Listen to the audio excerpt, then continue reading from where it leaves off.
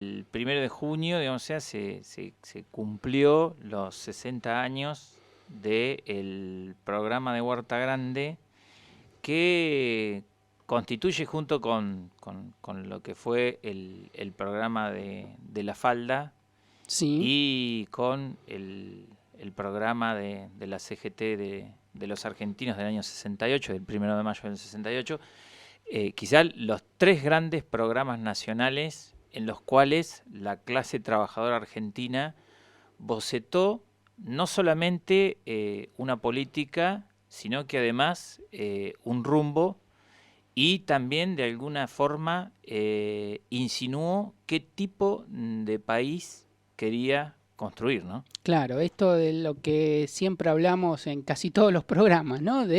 Bueno, de la clase obrera pensando los obreros y obreras organizados, pensando qué país es el que quieren, ¿no? ¿Mm? Exacto, sí.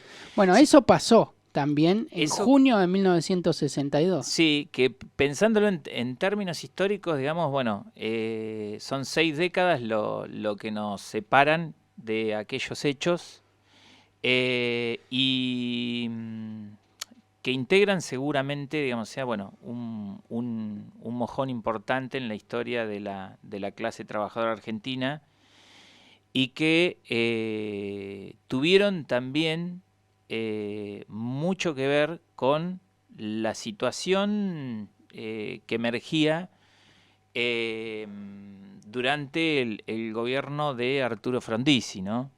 Claro, Para poder recordar un poco, para hacer un poco de memoria, Arturo Frondizi llega, digamos, a la presidencia en el año 58, acompañado por Alejandro Gómez. Era la fórmula de la Unión Cívica Radical Intransigente, y que en aquel momento se impone, digamos, a la fórmula, digamos, de la UCR del Pueblo, a la que encabezaba Ricardo Balbín y Santiago del Castillo, porque Frondizi había logrado alcanzar un acuerdo con el general Juan Domingo Perón, que se encontraba en el exilio, y el peronismo, digamos, apoya a la fórmula de la UCRI.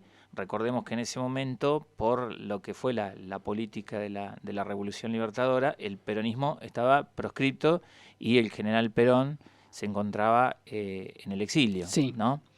Y además en el 56 se había producido un levantamiento que había sido duramente reprimido, que fue el levantamiento, digamos, que encabezó el general Valle, que pretendía restaurar la legitimidad, digamos, del gobierno peronista, que había sido derrocado por las armas, por lo que se denominó como la Revolución Libertadora, ¿no? Sí, Bueno, esa situación fue el emergente de la llegada de Frondizi al gobierno, que a poco de andar, si bien en un primer momento tiene algún tipo de política favorable, digamos, hacia los acuerdos que se habían establecido con el general Perón, eh,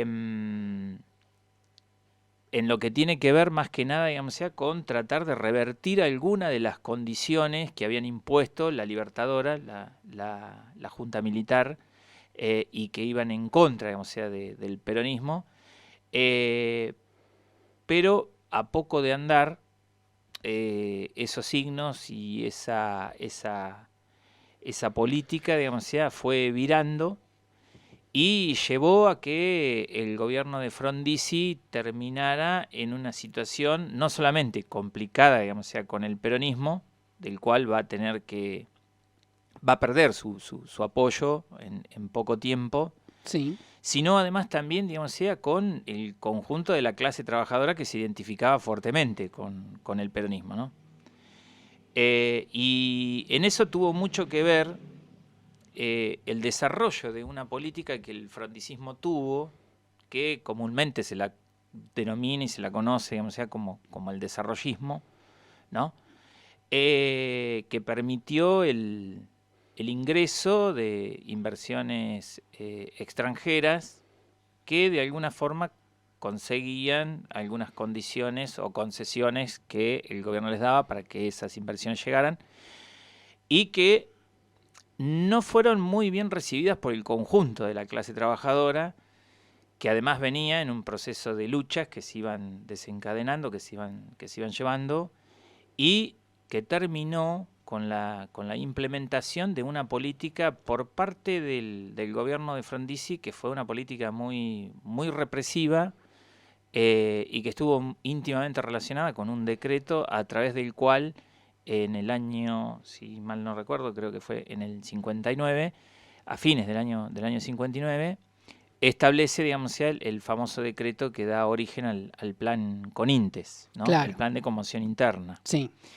Y donde algunos interpretan, digamos, que ahí están la causa de, casi podríamos decir, de todos los males que hemos sufrido en los últimos, podríamos decir, 60 años, ¿no? Sí, efectivamente. Porque eso dio la participación a las Fuerzas Armadas, ¿no? En la represión interna, ¿no? O sea, Claro. ese decreto legitimaba y legalizaba la participación, ¿no?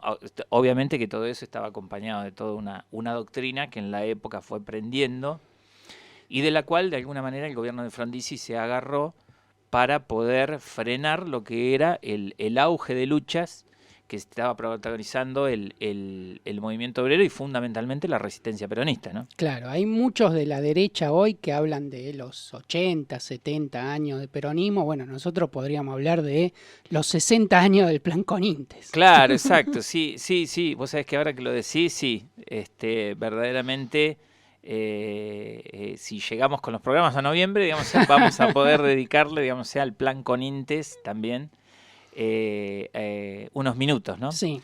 Pero bueno, ahí lo que se puso a prueba fue fundamentalmente a partir de lo que se desencadena como una de las grandes huelgas que protagoniza el movimiento obrero, que va a ser la huelga cuando antes de un viaje a los Estados Unidos, Frondizi, el gobierno de Frondizi, saca a la venta lo que era el frigorífico estatal Lisandro de la Torre, que se encontraba en la ciudad de Buenos Aires. Sí.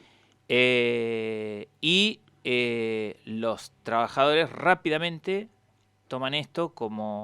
interpretan esto como una medida que iba en contra de los intereses nacionales, de nuestra soberanía y los intereses de la clase trabajadora, y deciden, digamos, llevar adelante un plan de lucha, ¿no? O sea, al día siguiente que se conoce la existencia del decreto, digamos, que permitía la venta del frigorífico, los trabajadores, en una asamblea enorme, gigantesca, multitudinaria, con más de 8.000 asistentes, deciden, digamos, tomar la planta del frigorífico Lisandro de la Torre, y eso lleva al desarrollo de un conflicto que va a teñir definitivamente, ¿no?, la relación del gobierno de Frondizi con el conjunto del movimiento obrero, ¿no? Claro.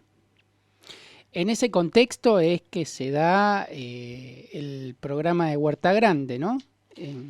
Claro, o sea, en realidad es una serie de hechos que se van concatenando uno detrás de otro, que va a terminar, digamos, en lo que va a ser el desarrollo del programa de Huerta Grande por parte de la CGT, porque lo que después del conflicto de la huelga, digamos, por el frigorífico Lisandro de la Torre, después hay una huelga posterior, que es una huelga de bancarios, que es gigantesca, digamos, porque dura 70 días, fue un conflicto muy, muy fuerte, al cual el gobierno de Frondizi va a utilizar la misma táctica, digamos, que utiliza, digamos, justamente con los trabajadores del Lisandro de la Torre, y va a ser, digamos, volcar todo el arsenal represivo que le permitía, de alguna manera, el plan Conintes, ¿no?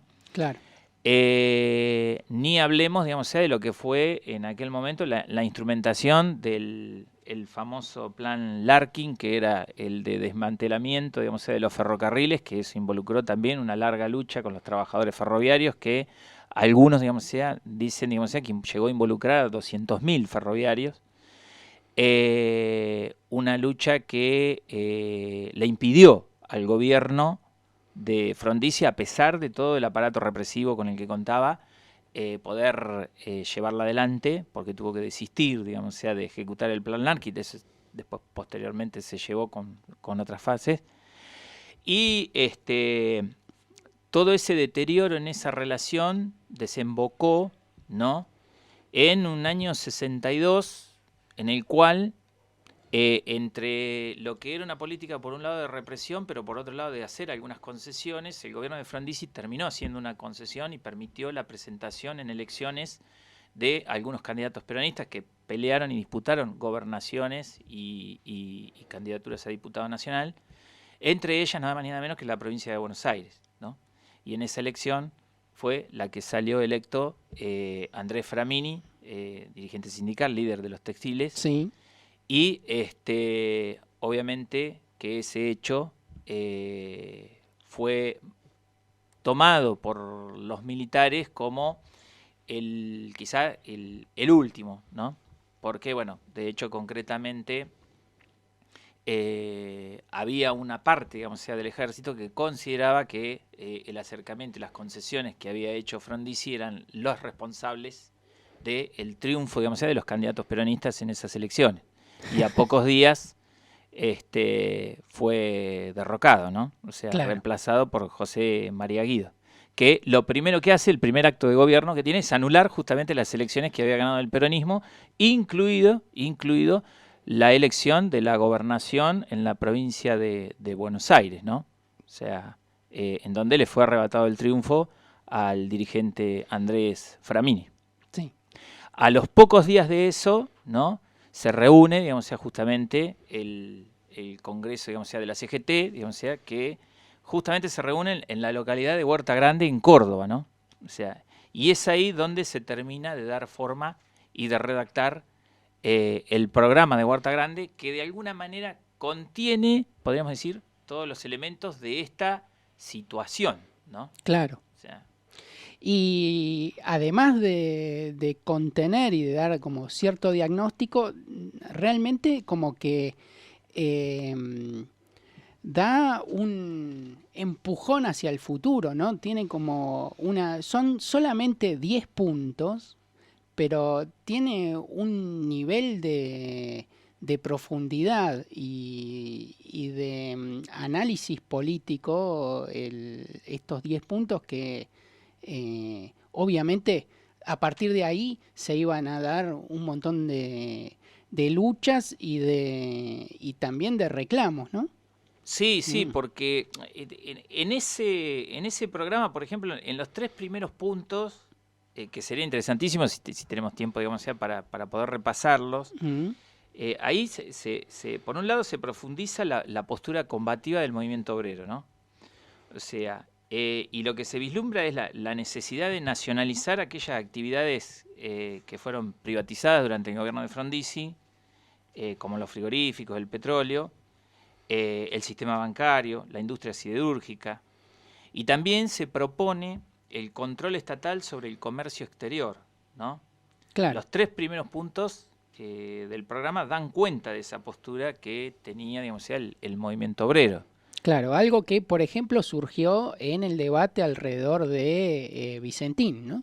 Exacto. Bueno, ahí tenemos... lo interesante de esto es ver cómo la clase trabajadora no es que, digamos, sea siempre arranca, digamos, sea desde cero, sino que en realidad va bocetando, ¿no? De alguna manera va con su accionar, va trabajando alrededor de una serie de cuestiones que le permiten a lo largo del tiempo, digamos, sea desarrollar su estrategia. Y quizá, digamos, sea, bueno, en este programa, si sería interesantísimo, digamos, sea poder ver los otros 7 puntos. Sí. Por ejemplo, uno que a mí hoy en día me llama mucho la atención, una vigencia infernal, enorme, ¿no? que es que el punto número 5, que dice desconocer los compromisos financieros del país firmados a espaldas del pueblo. Bueno, o sea, Fijémonos Hace 60 años. la vigencia que tendría, ¿no? Y que bueno, que esto se entronca, ¿no? O sea, esto me hace recordar un poco aquella famosa frase que repetía Rodolfo Walsh con respecto a que la clase trabajadora es como que generación tras generación tiene que recomenzar con su propia historia, ¿no? O Sí, sea, porque en realidad su historia le es ocultada. Pero como podemos ver, pareciera ser que siempre arranca desde el punto que la dejó la generación anterior, ¿no? O sea, porque hoy nada más ni nada menos que nos encontramos justamente reclamando por ese rechazo a ese acuerdo con el Fondo Monetario, por lo que la enorme mayoría del pueblo argentino considera que fue la estafa del gobierno de Macri, ¿no? claramente. También con respecto a esto del el control del comercio exterior, hay otros puntos, por ejemplo, el que dice prohibir toda exportación directa o indirecta de capitales, prohibir la importación competitiva con nuestra producción, esos son el punto 4 y el punto 6. Incluso llegan a plantear directamente expropiar a la oligarquía terrateniente sin ningún tipo de compensación, ¿no? Sí. El nivel de profundidad que manejaba este acuerdo del programa de Huerta Grande es muy interesante para pensar los 60 años después, ¿no? Porque la situación evidentemente tiene muchos puntos en común, ¿no? Sí, tiene muchos puntos en común y quizás, digamos, sea lo que pesaba en aquellos años, también es esa atmósfera opresiva con respecto a los planes, digamos, sea que desde el gobierno y el Estado se implementaban, ¿no? O sea, y en donde ahí cuanto más represivo parece el gobierno, cuanto más autoritario comienza a tornarse, ¿no? Más radical parece ser la respuesta del conjunto del pueblo argentino, Claro, ¿no? claramente.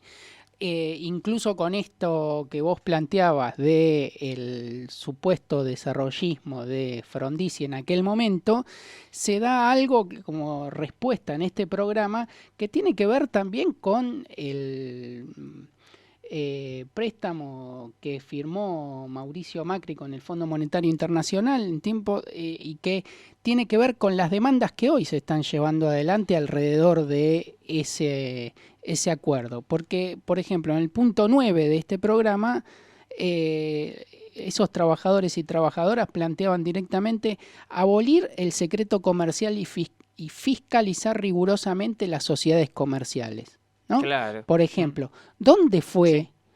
todo el préstamo o gran parte del préstamo que el Fondo Monetario Internacional le dio a Mauricio Macri? Bueno, tenemos unos cuantos economistas Mm, que andan, digamos, sea por distintos programas de televisión, justamente, ¿no? Poniendo la lista y exponiendo, ¿no? La lista de quiénes fueron los responsables de esa fuga. sí. Bueno, después hay otros dos puntos, el 8 que es profundísimo también y que nos daría para más o menos 3 programas más, que es implementar el control obrero sobre la producción. ¿Mm? Y el último punto, el punto 10, que dice planificar el esfuerzo productivo en función de los intereses de la nación y del pueblo argentino, fijando líneas de prioridades y estableciendo topes mínimos y máximos de producción. Bueno, ¿No? a mí me parece que, por ejemplo, alrededor de esto gira una cuestión que me parece que es muy interesante y que se ha dado en los últimos años, digamos, sea a debate y a discutir, y que el conjunto de la clase trabajadora tiene una avidez por tomar ese debate, ¿no? Y que va con respecto al tema de lo que es la cuestión de la soberanía, ¿no? O Claramente. sea, muchas de estas cuestiones me recuerdan a muchas de las problemáticas, no solamente la cuestión del tema de la deuda, sino, por ejemplo, las discusiones que se vienen dando en torno a la cuestión de la recuperación de nuestras vías navegables, nuestros puertos, el comercio exterior, ¿no? Y ahí hay un sector de la clase trabajadora que está firmemente diciéndolo, ¿no? O Sí, sea, y no solamente se queda en la cuestión de la mera consigna y nada más, sino que está tratando de avanzar en articular una unidad que permita en algún momento poder llevar adelante esas políticas. es evidente que si uno toma estos 10 puntos del programa de Huerta Grande de junio de 1962 y los trae acá y ahora, Sí, sí, tienen tendríamos una vigencia. una vigencia y sobre todo una vigencia en el debate profundo sobre cuál es el país que queremos, Exacto. ¿no? Sí, sí, sí. Sería como muy interesante plantear en cualquier sindicato, en cualquier organización social, en cualquier encuentro social del tipo que sea, agarrar estos 10 puntos y decir, bueno, vos qué pensás, vos qué pensás, vos qué pensás, debatirlo, profundizar sobre eso, porque nos dejaría un debate enorme y nos daría una tela para cortar impresionante. ¿Mm? Seguramente, sí, sí. Así que bueno, les dejamos a ustedes del otro lado también esta inquietud, esta idea de que lo busquen al programa, lo piensen, lo debatan con sus compañeros de trabajo, compañeras de trabajo, con sus amigos, con sus amigas, con sus familiares, porque es algo como muy interesante para pensar 60 años después.